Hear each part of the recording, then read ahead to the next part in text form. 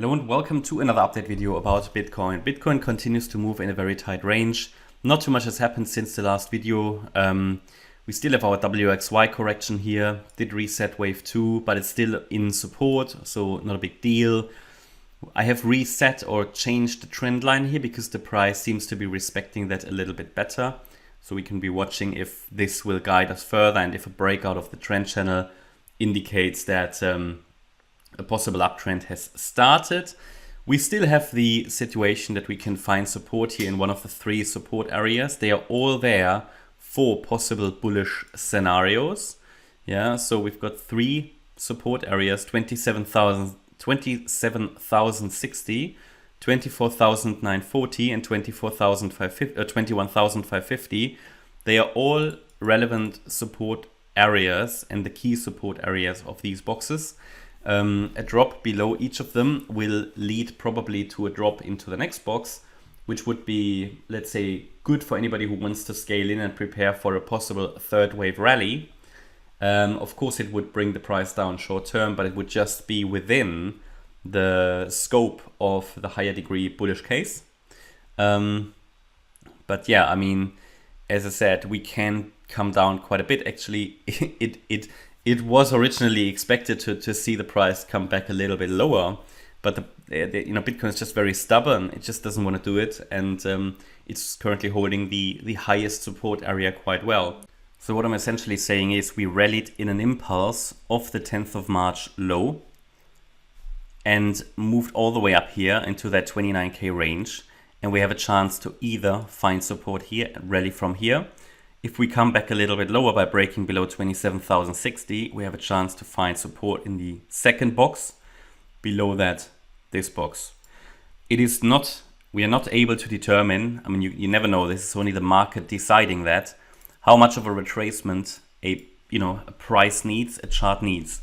What I can tell you is that the longer this takes here, the more difficult it is for the bulls to break out, and that has to do with the structure. Yeah, I mean, if you have these impulses at some point when these corrections, so basically you have your wave 1 to the upside, when the wave 2 gets too long and dragged out, it often doesn't work out anymore, yeah, because the momentum is going away. So that's something to keep in mind. And we also have these 1-2 setups, so a possible interpretation of the chart is this: we have a 1-2, 1-2, and another 1-2 setup. It's a bit like a house of cards, it's a very bullish setup, but if the bulls don't deliver on that and it will come down, it will first invalidate this 1-2 setup, then it might take out the other one, and it can come down quite quickly, yeah, but obviously into the support areas first, so we have still a good buffer there. I'm just saying it really, I mean, all the bulls need to do, we have everything prepared in the chart, but the bulls just need to take the lead now, yeah, take the torch and start to run. But so far, not successful yet. We have this week quite a bit of unemployment data coming out. I think today we'll have some releases, and then in the next few days, so there's going to be quite a bit of unemployment data that gives an indication of the US labor market. So that might be quite important, because looking at the FedWatch tool, if you know it, I think probability market expectations are pretty much like 50% for no further interest rate increase and 50% for 25 basis points. So the market is undecided. There's pretty much what you see in the price. So it reflects on those expectations, and maybe the later labor market data will give it a little bit of a move to one side or the other. Yeah, let's see. I mean, again, there's not much more to add. And what I wanted to have a look at is to, obviously it made a lower low here yesterday. So in the very, very short term, we have a possible Y wave bottom. Now this can always extend out, right? So what we need to see is a break ultimately above yesterday's high. That would be a good start. 28,530 in an impulse. Then to take out the wave X high at 28,830.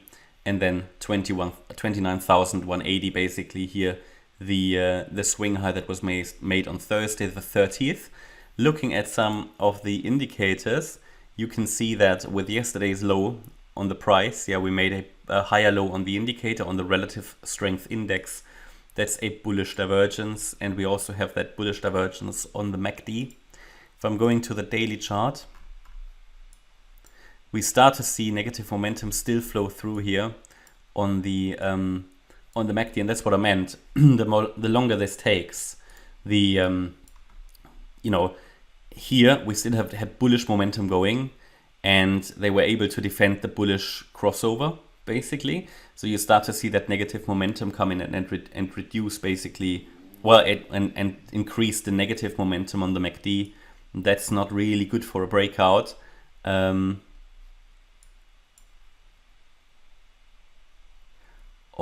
the flip side, you have a hidden bullish divergence on the daily relative strength index. So that means we make a higher low on the price chart. Yeah, at least that's how it looks at the moment, and a lower low on the relative strength index. That's normally quite bullish. Now again, price just needs to confirm it, right? I mean, indicators are always lagging and the price is really leading, but I use indicators to determine or not to, no, that's wrong, to confirm wave counts.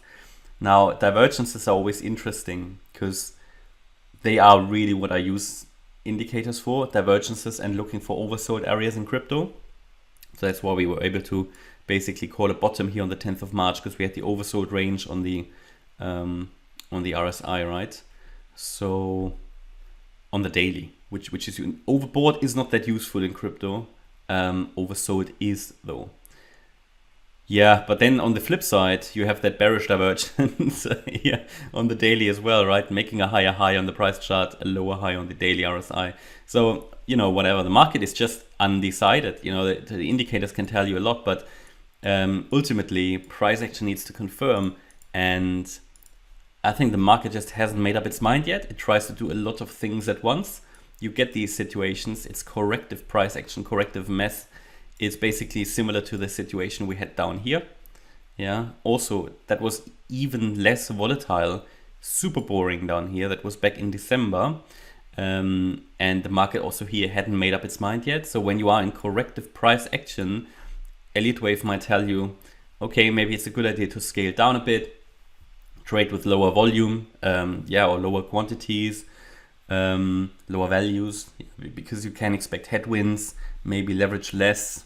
Yeah, because corrections are, you see it. I mean, in a correction, you can trade the range. If you're a range trader, surely you have to expect headwinds. Yeah, so unless we have a clear trend again, trend resumes, because at the moment the trend is just, let's say, on pause. Yeah, it's just consolidating. So yeah, we just need a bit of patience. Let's see if the labor or unemployment data can give us some catalysts and some impulses, and how the US stock market performs today. Okay, that's my update about Bitcoin. Hope you liked the update. If you did, please hit the like button, leave a comment and subscribe. And if you really like the content, then please check out the channel membership. Thanks a lot for watching. Bye bye.